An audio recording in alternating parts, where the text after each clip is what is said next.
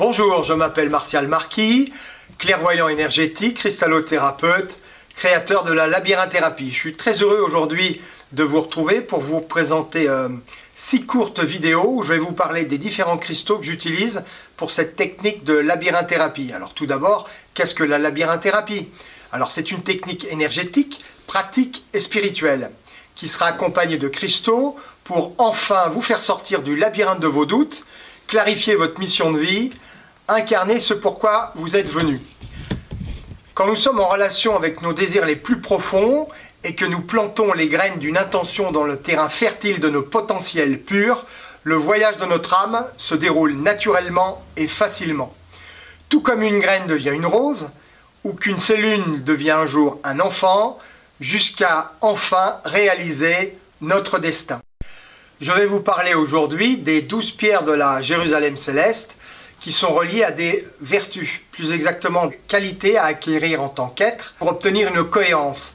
Dès que votre comportement et vos paroles sont en accord avec vos valeurs profondes, l'énergie circule librement et les pierres vont pouvoir nous aider à fixer ces vertus, ces qualités qu'il faut acquérir pour pouvoir avoir un développement personnel optimal, afin de rentrer à l'intérieur de nous-mêmes et retrouver notre propre vérité.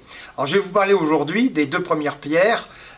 C'est une série de 6 petites vidéos pour vous expliquer justement la vertu de ces pierres et qu'est-ce qu'elles peuvent nous apporter pour incarner ces qualités à acquérir. C'est ça l'intérêt des cristaux, je vous le rappelle.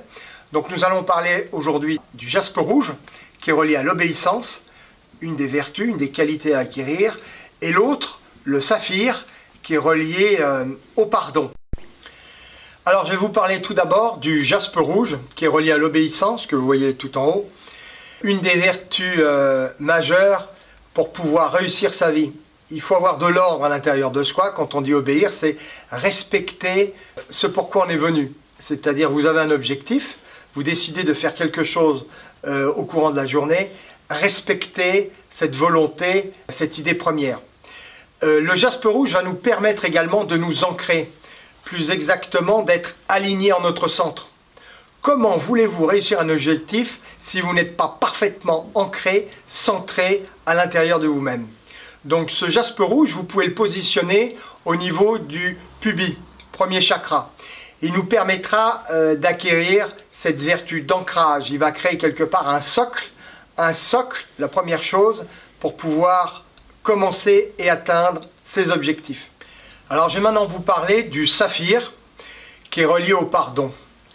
Comment voulez-vous pouvoir également atteindre vos objectifs ou pouvoir être heureux dans votre vie de tous les jours, trouver votre mission de vie et encore mieux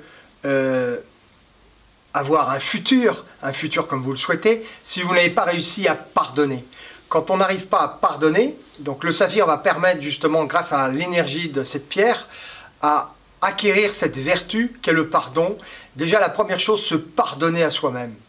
Est-ce que vous vous rappelez la dernière fois quand vous vous êtes remercié, tout simplement, pour avoir fait quelque chose peut-être de tout simple, réussi à parler quelqu'un qui vous effrayait, qui vous intimidait, peut-être demander une augmentation à un employeur, peut-être réussi simplement à demander un renseignement à votre mère ou simplement lui dire peut-être une souffrance que vous aviez à l'intérieur de vous sans pouvoir jamais lui exprimer, tout simplement, sans violence.